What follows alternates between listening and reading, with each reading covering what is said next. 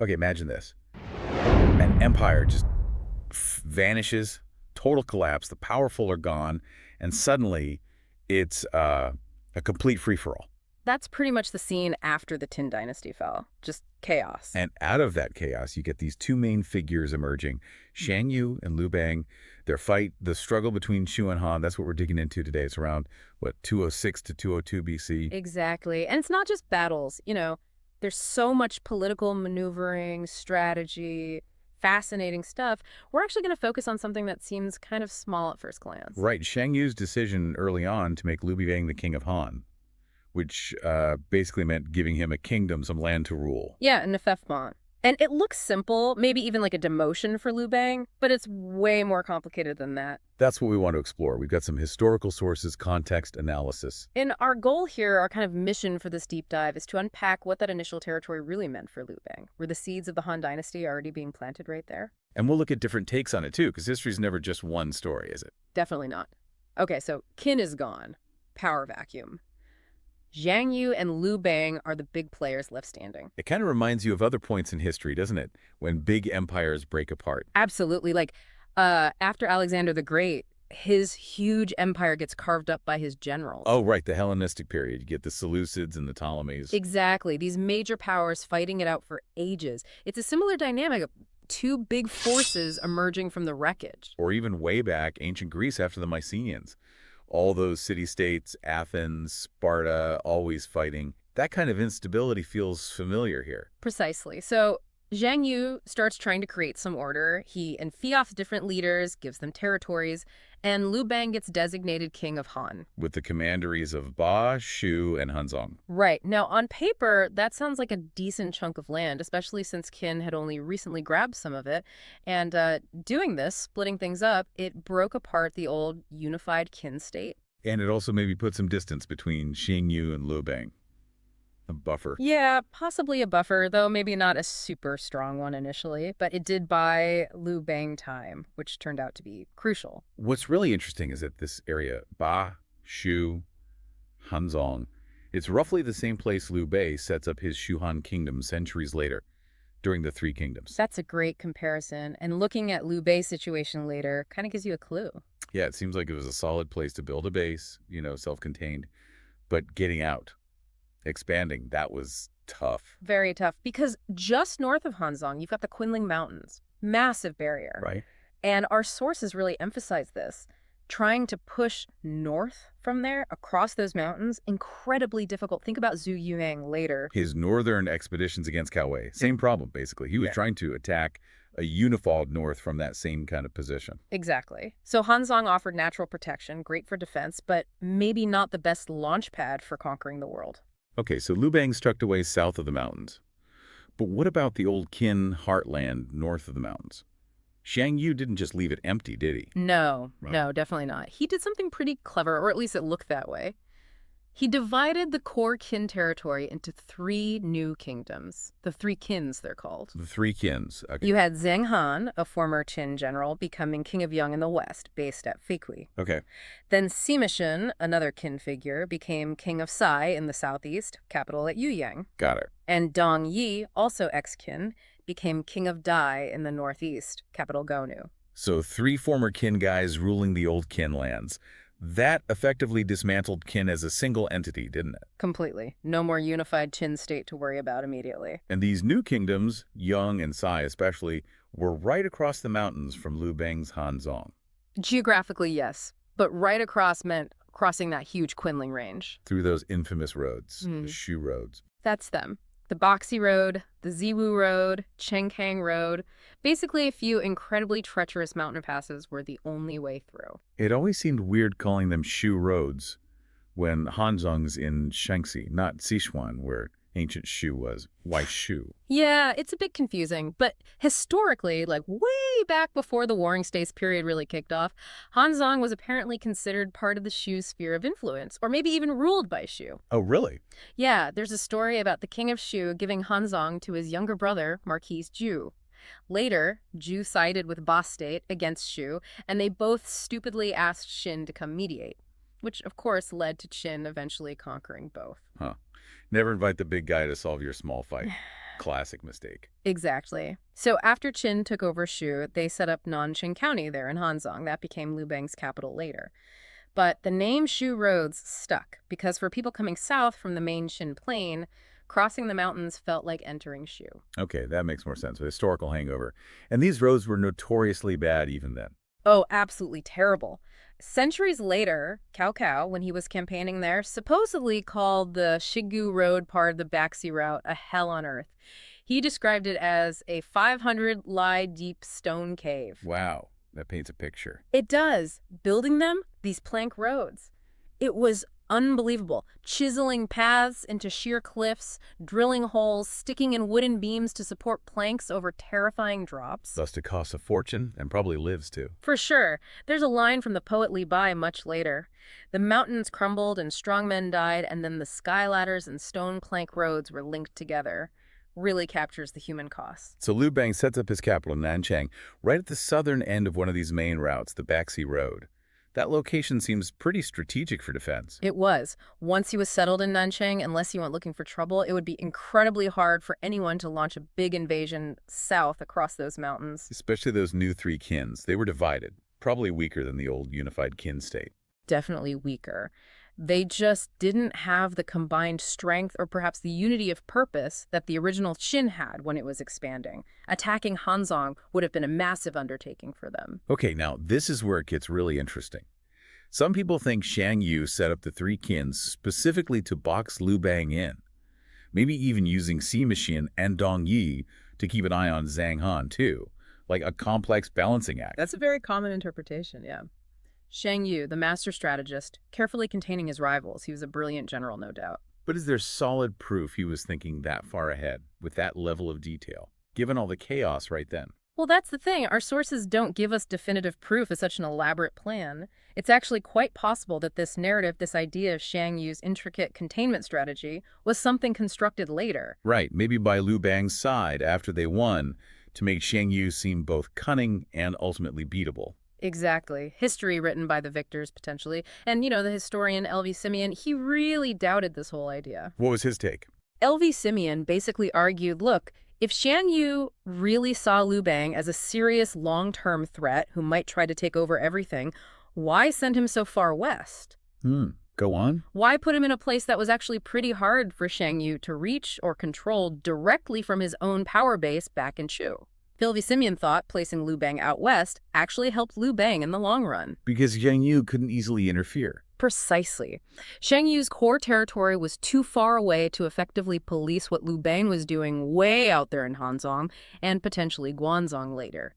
The distance gave Liu Bang room to maneuver. That's a really different perspective. But then you have others like Gu Zuyu later in the Qing dynasty, saying Hanzhong was absolutely vital strategically, key ground. Yeah, Gu Zuyu saw it as crucial. Control Hanzhong and you have a pivot point. Whether you're based in the north looking south or in the south looking north, anyone with big ambitions needed it. So given all this, Liu Bang's reaction when he first got the news about being made king of Han seems odd. Some sources say he was absolutely furious. Yes. The Comprehensive Mirror, a major source, says Liu Bang was livid. So angry he wanted to attack Xiang Yu right then and there. His advisors apparently had to talk him down. But wait, if Hanzhong and Bashu were actually pretty valuable, defensible territory, why the rage? Was it just wounded pride? Or maybe the territory wasn't seen as that great at the time. It's a contradiction, isn't it? Maybe it was pride, feeling slighted. Or perhaps the difficulties of the region, the isolation, seemed overwhelming at first. And that's when his advisor, Xiao, he steps in. With a big strategic plan. Right. Xiao, he basically says, okay, calm down. Take the territory. It's got resources. Lie low, build up your strength in Hanzhong and Bashu, make the people happy, gather supplies. And then make your move. Recapture the three Qins first, use it as a base.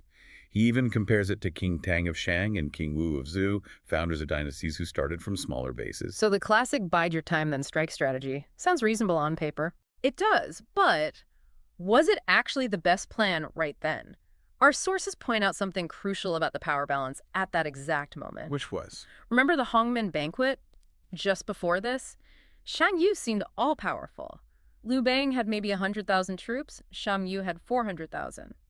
Terrifying odds. Yeah, Liu Bang barely escaped with his life. But Xiang Yu's 400,000 was a coalition army, lots of different lords who came with him. After the enflancement, most of those lords packed up and went home to their own new kingdoms. Ah, so Xiang Yu's personal army, the one directly under his command, might not have been overwhelmingly larger than Liu Bang's remaining forces. Exactly. It's argued that immediately after the enflancement, before Xiang Yu got back east and really consolidated his power as the overlord of West Chu, Liu Bang might have actually had a decent shot at challenging him. His forces might have been more comparable than we think. So waiting, like Xiang He advised, actually let Xiang Yu get stronger and properly establish his rule. It's a strong possibility. It really makes you question both Liu Bang's reported rage and Zhao. His advice, doesn't it? Yeah. Maybe Liu Bang wasn't really thinking about conquering the whole country yet. Maybe he was genuinely just annoyed at being sent to what felt like the back of beyond. Could be.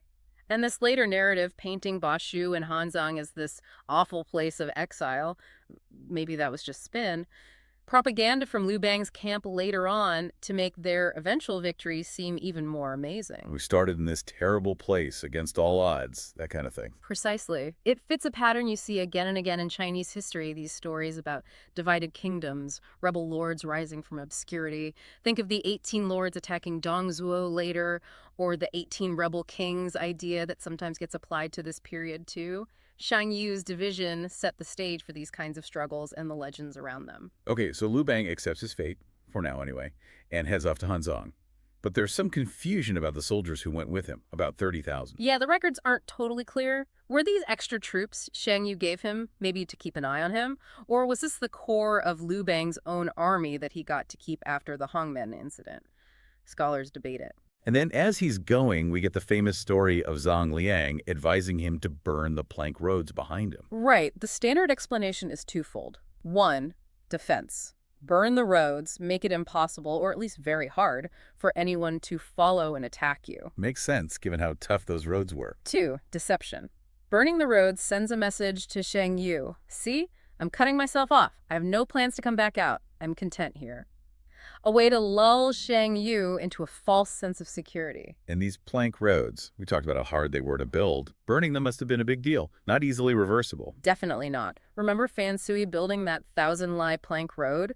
These were major infrastructure projects, chiseling cliffs, setting pillars, laying timber planks over gorges. You can still see ruins of them today in the Qinling valleys. Burning them was a serious statement. But which road did Liu Bang actually take to get into Hanzhong? And which one did he burn? There seems to be disagreement there, too. Ziwu Road. Boxy Road. Yeah, another historical puzzle. The comprehensive mirror suggests he went via the Ziwu Road, based on mentioning Shizong, which seems to be near the Ziwu Valley's southern end. An old inscription, the Ode to Shumen, also supports the Ziwu route. Okay, sounds like Ziwu then. The records of the grand historian in Zhang Liang's biography says Zhang Liang went with Liu Bang partway and they said goodbye at Baozong, and Baozong is clearly on the Boxy Road route. Huh. So the main sources actually conflict. How do historians deal with that? Well, they try to reconcile it. Maybe Liu Bang took one route and Zhang Liang took another for part of the way. Maybe the names of the places or roads were used differently back then. It's tough to be certain. And the name Ziwu Road itself might be later. That's another wrinkle. It probably wasn't commonly called the Ziwu Road until Wang Mang's time, much later, when he tried to build a super direct north-south road. The Ziwu line refers to north-south. His project failed, too hard, but he likely used parts of existing plank roads. So, using the Ziwu name for Liu Bang's time might be anachronistic, even if he used that physical route. Okay, but back to burning the roads. If it was for defense, who was Liu Bang actually scared of pursuing him right then? Good question. The three kins were just getting set up, maybe not that strong yet. And the other feudal lords Xiang Yu had created, weren't they mostly just scrambling to get back to their own new territories? That's a really sharp point. They probably were more interested in their own lands. Which leads to L.V. Simeon again. He had a different idea about why Liu Bang burned the roads. Not defense or deception. What then? To stop his own men from deserting. Oh. Because they didn't want to be stuck there. Exactly. Think about it. Many of Liu Bang's soldiers were from regions east of the mountains. They'd followed him through all the fighting. Now they're being led into this remote, mountainous region of Shu and Han. Probably not where they imagined settling down. So they might just turn around and try to go home. Quite possibly. Burning the only viable escape routes behind them would make desertion much, much harder. A pretty drastic measure, but maybe necessary from Liu Bang's perspective to keep his army intact. That completely changes the feel of the story. It makes Zhang Liang's clever advice seem less about tricking Xiang Yu and more about internal control. It does cast doubt on the neatness of the traditional narrative, doesn't it? Maybe Liu Bang wasn't thinking grand strategy just yet. Maybe he was just trying to survive and hold on to the troops he had left. So while Liu Bang is dealing with all this getting settled, burning roads, maybe preventing desertions, Xiang Yu isn't just sitting back relaxing, is he? He's got other problems. Oh, big time. While Liu Bang is heading west, Xiang Yu's attention gets pulled sharply back east, trouble brewing in the state of Qi. Right. Jianrong, he wasn't happy with Xiang Yu's choices for the kings there. Not happy at all. Remember, Xiang Yu had made Tianxi the king of Jiaodong, part of Qi, and Tiandu the king of Qi proper. Tianrong, who had considerable influence and felt his family line was slighted, was furious. And he didn't just complain, did he? Nope. Tianrong acted fast. He attacked Tiandu, the official king of Qi. Tiandu didn't have much military backing, so he had to flee and ran straight to Xiang Yu for protection. Okay, so one king down. What about Tianxi in Jiaodong? Tianrong also detained Tianxi. Now, Tianxi was in a tricky spot. He decided to accept Xiang Yu's authority, probably figuring being a legitimate king under Xiang Yu was better than being Tianrong's puppet, so he secretly slipped away to Jiaodong to take up his post. Trying to play it safe, maybe? But that sounds like it would infuriate Tianrong even more. It absolutely did. You have to remember, Qi was actually still quite strong. It hadn't suffered as much devastation in the late Qin period as some other areas. They had resources, manpower. So they could potentially stand up to Xiang Yu. They could put up a serious fight. Tianxi might have calculated that Xiang Yu's backing was the safer long-term bet, even if it meant less territory initially. But Tianrong saw Tianxi fleeing to Jiaodong as outright betrayal. And Tianrong's reaction was? Furious, he chased Tianxi down to Jimo, the capital of Jiaodong, attacked the city, caught Tianxi, and killed him. Wow. Ruthless. Completely. And after killing Tianxi, Tianrong just declared himself the king of Qi, uniting the territories. So now Tianrong controls most of Qi, having kicked out one king and killed another. What about the third guy, Xiang Yu, appointed in the area, Tianan of Jubei? Well, with Tianrong proclaiming himself king of all Qi, conflict with Tianan was pretty much inevitable. It set the stage for a major war in the east, a war that Xiang Yu, as the overlord who made the appointments, couldn't ignore. It was going to demand his full attention. So let's wrap this part up. Liu Bang gets sent off to Hanzhong. It looks like a demotion, maybe exile, but it's actually this complex situation. Geographically challenging, sure, but also defensible, maybe even strategically valuable in the long run. Right. And those early stories about his reaction, about burning the roads, they might be more complicated than they first seem, maybe shaped by later Han propaganda, maybe hiding internal issues like desertion. Meanwhile, Xiang Yu, who seems like he's won, immediately faces this massive rebellion brewing in Qi with Tianrong. Yeah. His attention gets diverted. Exactly. Which leads us to a final thought for you, listening in. How much do these established historical stories, the ones we hear repeated, actually shape how we see things? Yeah, and what happens when you start looking at alternative explanations, like L.V. Simeon's ideas? Does it give you a richer picture? It often does, so maybe consider this. How much did Xiang Yu just getting bogged down dealing with Tianrong in Qi, how much did that distraction, that unintended consequence of his own actions, actually open the door for Liu Bang? Did Xiang Yu's focus on Qi accidentally pave the way for the Han dynasty to eventually rise? Something to think about. And hey, if you found this discussion useful, maybe learned something new, definitely hit that subscribe button. We do these deep dives regularly, exploring valuable ideas. We appreciate you tuning in. Yeah, thanks for joining us.